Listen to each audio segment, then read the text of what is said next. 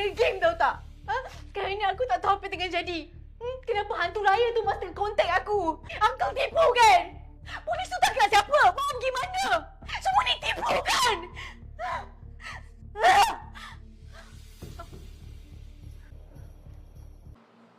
Inspektor Omar, Datuk Firzan ni. Ni apa cerita ni? Dia orang minta 1 juta tau daripada Diana. You all buat kerja ke tak buat kerja ni? Dia jangan marah-marah macam ni. Dia nak tolong kau je. Aku tak tahu apa jadi sekarang ni.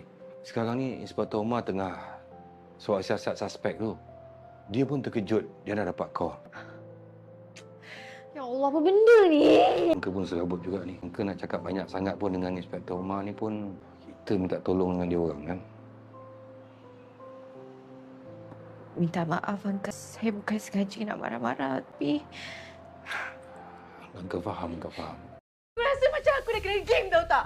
Ha? Sekarang ni aku tak tahu apa yang tengah jadi. Kenapa hantu raya tu masih kontak aku? Uncle tipu kan? Polis tu tak kenal siapa? Mom gimana? Semua ni tipu kan?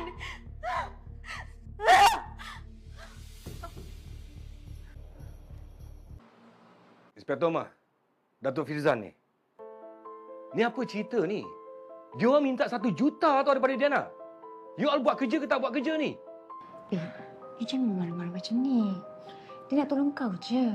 Aku tak tahu apa jadi sekarang ni. Sekarang ni Inspektor Omar tengah soal siasat suspek tu. Dia pun terkejut Diana dapat call. Ya Allah, apa benda ni?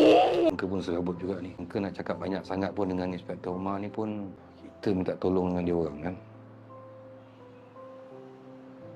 Minta maaf, Uncle. Saya bukan sengaja nak marah-marah, tapi...